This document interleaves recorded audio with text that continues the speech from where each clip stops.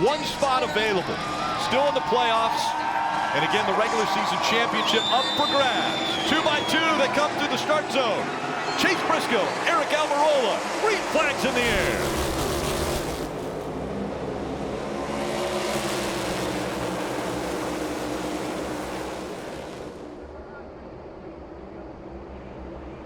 Well done, good plan of attack early from the 2 SHR Fords of the 14 of Briscoe and the 10, the white and black car of Eric Almirola, second car on the inside.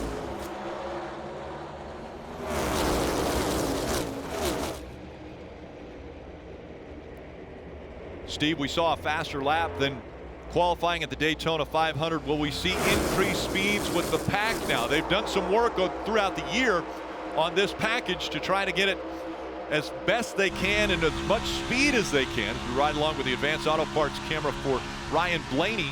Yeah, the speeds are going to be unbelievably high. The cars are better. Everything's on the line. The risk will be higher. As the sun sets and the lights come on, grip will go up, which will allow these drivers and crew chiefs to work on speed more than handling. Although you see right here, patience being tested as 2 wide is turned into 3 wide. Rarely do we see 3 wide with the next gen car at Talladega and Daytona. Typically just 2 lanes. Have to see how this kind of works out. Blaney jumped up there trying to recruit some people to come with him. Let's see what happens behind him. Right now, nobody wants to go. Here comes the teammate, Joey Logano. He's going to drag the brakes and let Blaney get in front of him in that 12 car. Sometimes drivers, you see something or feel something you don't really like. This just a matter of Brad saying, you know what, I'm in the playoffs, and so is my teammate, and I can just ride back here and have a whole car at the end of the day and maybe race for the win. As Denny Hamlin has got that outside line working with his teammate, Martin Truex Jr. just behind him. 3 wide right there. Looks like the 17 of Chris Buescher got moved into the middle, and he's dropping like a rock. Yeah, I think that started. That looked like cars are starting to drive a little bit bad. Looked like the 5 car moved around a little bit. Probably people had to get out of the throttle, and sometimes you just have to make an evasive action to keep running the back of somebody, Marty.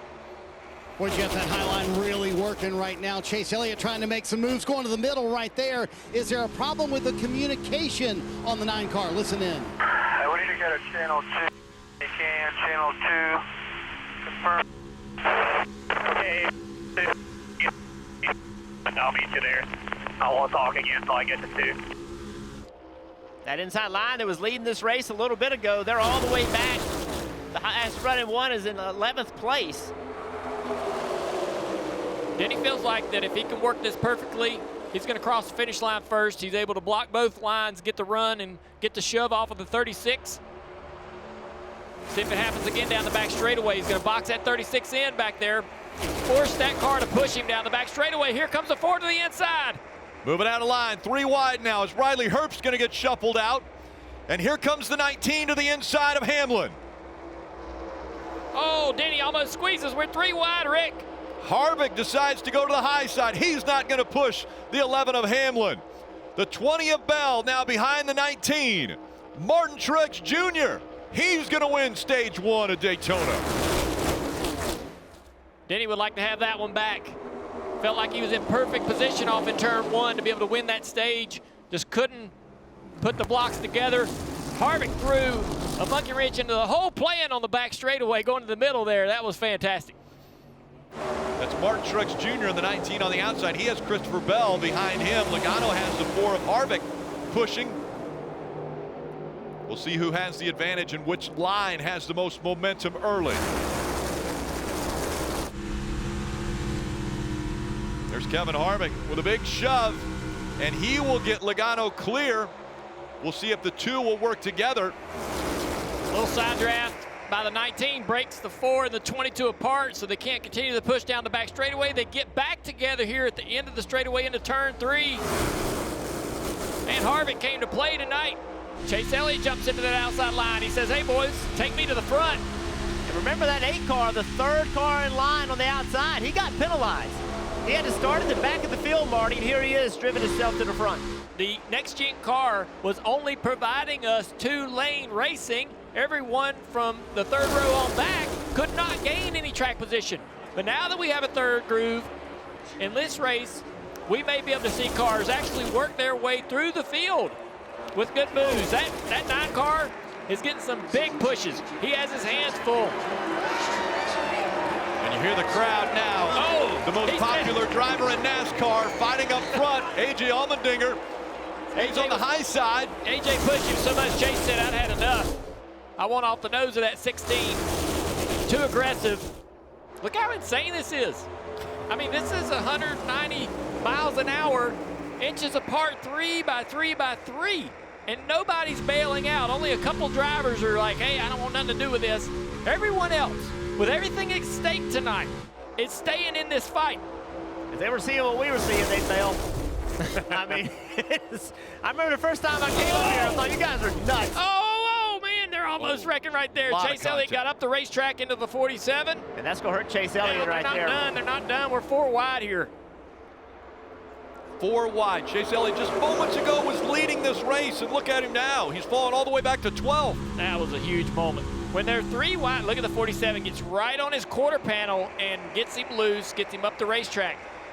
We're already seeing at lap 25 of the first stage, we had handling concerns, drivers talking about the balance of the car going away. Now when they're running 3 wide, lap 19 of stage 2, the guys on the bottom are having the hardest time keeping their cars low in these 3 wide situations. That's right. That's why, you know, you saw 3 wide, 3 wide, 3 wide, and now what was the fast lane at the very top for Kyle Busch before is going to drag him all the way to the back of the line because nobody wants to go there anymore. Cars just do not drive well enough of 3 wide. It's amazing how fast they're going by, that difference of speed. Right there on the edge of the screen, the black Monster Energy number 54 car trying to get up into this top 10 as we come to the end of the stage, 20 to go. Ty Gibbs, as they run, is 12 points behind Bubba Wallace. Bubba Wallace is all the way back in 31st as Blaney goes to the lead. 20 to go and pit stops still to come. We got to be getting very, very close. We got 2, 3, maybe 4 more laps. We're going to start to see a wave of pit stops. Look at that. Burton to the top is going to block Kyle Busch in that 8 car. And you're right. They're saved now by the energy of the draft. Kyle Busch to the middle of the racetrack. Burton does not block it. Kyle Busch dives low, trying to stay away from the side draft. Is he far enough ahead to clear? Almost. Here comes Burton back on the outside. Coming up on the final lap of stage 2, big push from Blaney. Watch that this. 54. Yeah, watch that move it did. It just pushed him out front. Final lap.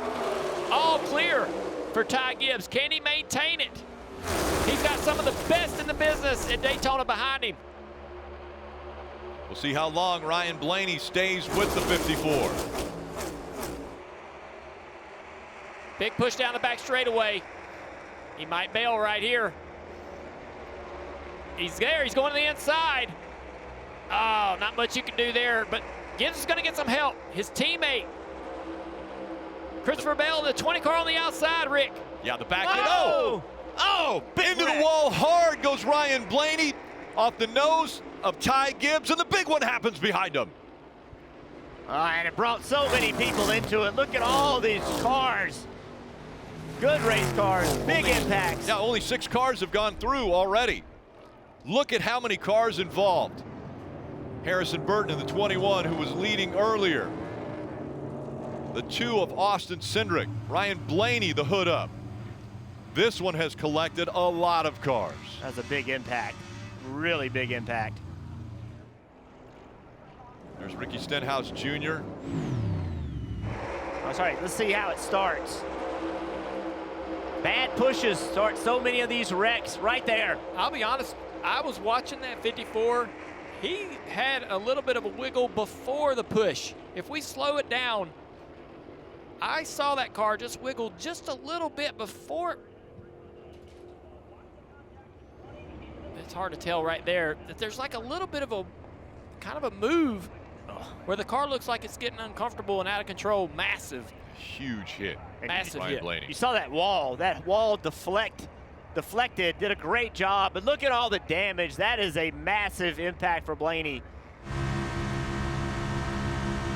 Safer barrier has styrofoam behind the wall. And he hit it about as hard as we've seen someone hit a wall here. Well, and the task for Bubba Wallace has become clearer, in my opinion, with that wreck of the 54 and where Daniel Suarez finished in the first stage. Now for Bubba Wallace, a new winner is the only thing that will eliminate him from the pit box. Now he wants to be that new winner and lock himself in. Briscoe, Almirola, as well as Kyle Busch up front.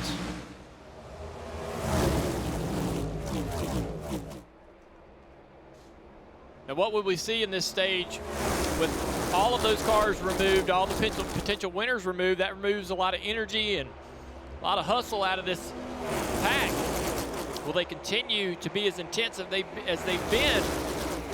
You got to think a lot of these people are seeing this as an opportunity for them to get up here and win this race. Well, now that they've thinned it out a little bit. Yeah, 3 of them, Briscoe, Almirola, Eric Jones, in the front of this pack. All 3 of those guys need to win.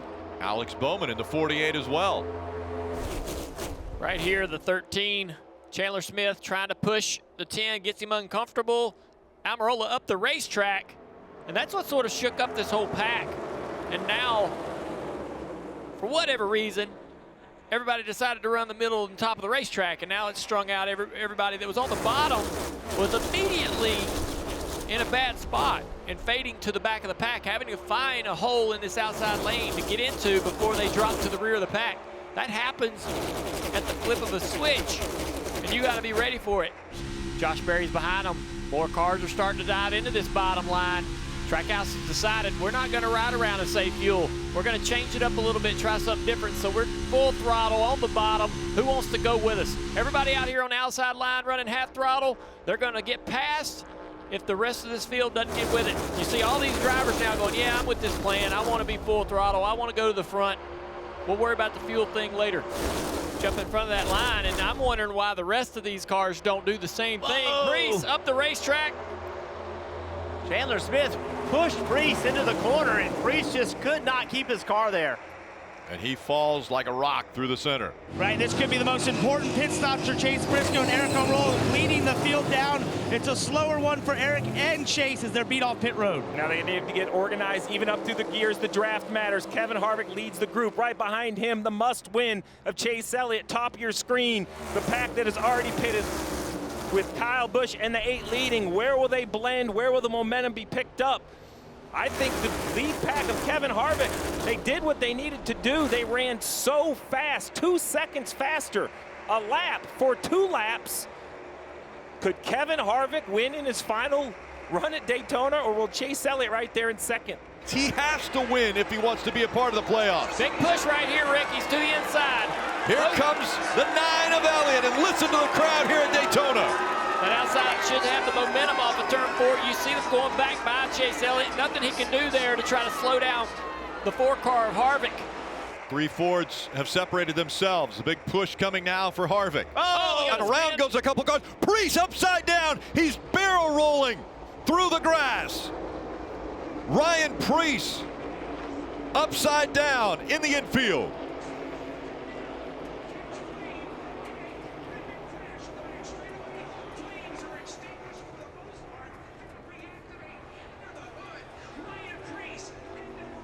Caution has come out. He's on his wheels. There was fire off the left side of the car. A huge barrel roll for Preece and the AMR safety crew there to him. That's Ryan standing there in the middle of the AMR safety team.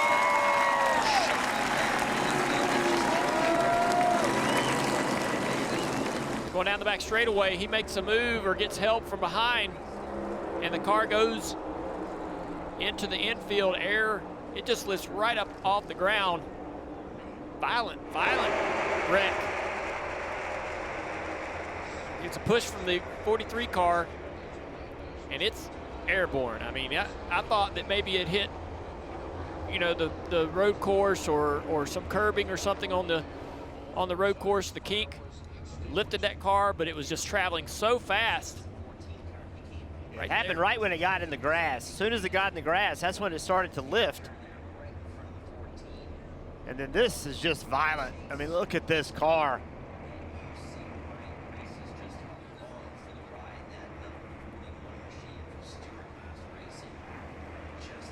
That is just amazing that something that weighs over 3,500 pounds get in the air like that. It looks like a toy car flying through the air. But as you mentioned, Jeff, 3,500 pounds.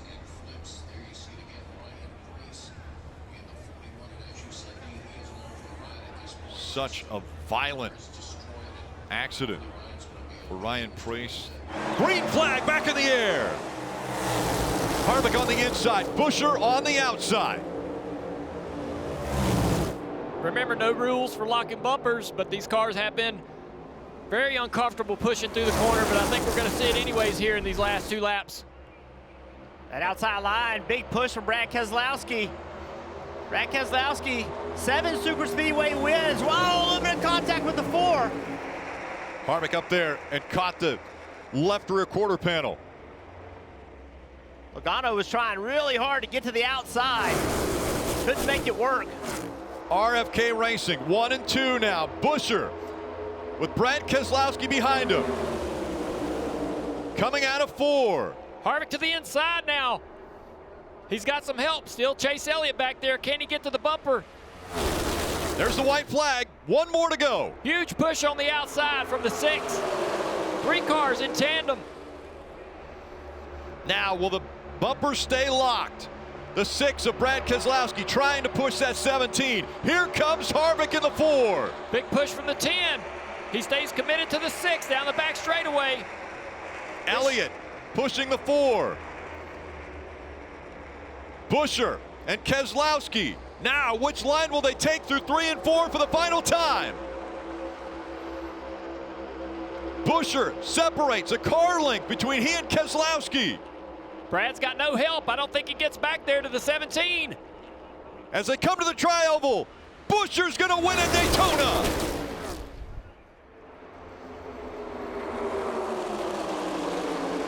And with that, Bubba Wallace is locked into the playoffs on points. Awesome, man. Way to go. Nice job, Herb.